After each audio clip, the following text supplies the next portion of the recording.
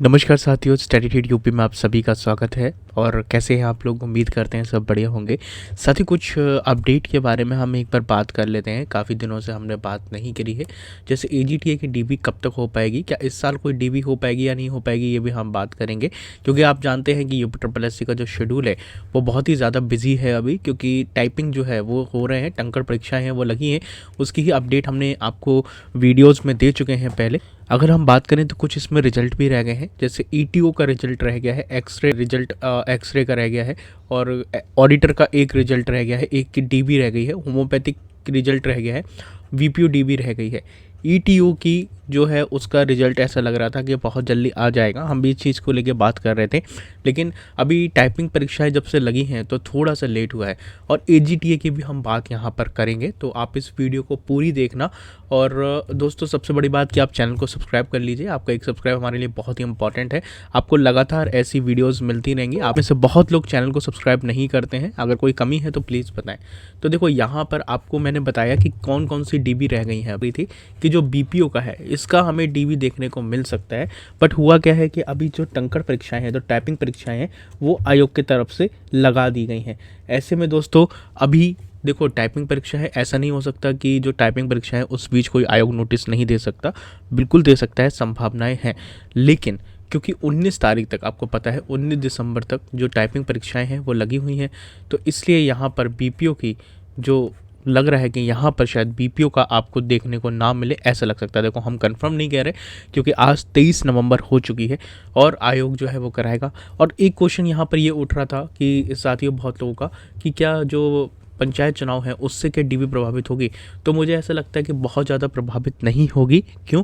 क्योंकि पंचायत चुनाव में ज़रूर काम ज़रूर रहेगा आयोग का, बट जो परीक्षाएं हुई हैं उसको जो कंप्लीट है, वो कहता है चुनाव भी होने हैं 2027 में। तो अगर अभी से ही आयोग इन भर्तियों को कंप्लीट नहीं करेगा तो फिर समय लग सकता है। अब एजीटीए की हम बात करें यहाँ पे, तो बीपीओ की देखो लगता है पहले होगी, ठीक है। यहाँ पर ऐसा लग रहा है कि बीपीओ के आपको देखने को मिले, इसके बाद आपको एजीटीए की डीबी देखने को मिल सकती है, ऐसी संभावना है। इसके बाद हो सकता है कि आपका ऑडिटर का जो डीबी होना है वो भी आपको देखने को मिले। तो ये सब हो सकता है, इस सिनेरियो में आपको देखने को मिल सकता है। लेकिन मे बी यहाँ पर हो सकता है कि ऑडिटर में इतने ज़्यादा बच्चों को नहीं बुलाए, तो हो सकता है एजीटीए को रिप्लेस करे ऑडिटर। मे बी बीपीओ की पहले संभावना लग रही है, जितना पता चल रहा था।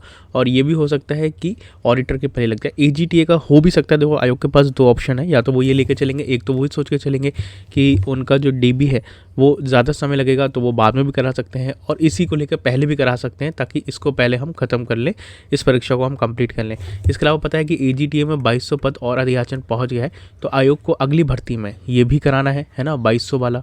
तो इसलिए आयोग ये वाली जो वैकेंसी है इसको ख़त्म करना जल्दी चाहेगा, ताकि जल्दी से ही नियुक्ति दे सके। तो हो सकता है कि एजीटीए की पहली लग जाए, तो मैंने बताया। इसके बाद अगर इसके अलावा दोस्तों हम रिजल्ट की बात करें, तो यहाँ पर रिजल्ट में आपको कुछ रिजल्ट जो आपको पता है वो रह गए हैं। जैसे आपका ईटीओ का रिजल्ट हो, तो पहले हो सकता है कि ईटीओ का रिजल्ट आपको देखने को मिल जाए, या जो होम्योपैथिक वाला है ये भी रिजल्ट आपको देखने को मिल सकता है। ऑडिटर का भी रिजल्ट रह गया। इन सब के कट ऑफ पे हम डिस्कशन कर चुके हैं, तो आप वो वीडियोस देख लेना। तो एक्सरे वाला भी देखने को मिल सकता है। हो सकता है इस सिनेरियो में आपको ये देखने को मिले रिजल्ट, तो लेकिन इसमें थोड़ा सा समय लगेगा, क्योंकि रेडी हो गए होंगे, बट डीबी कराने में थोड़ा सा टाइम लग सकता है।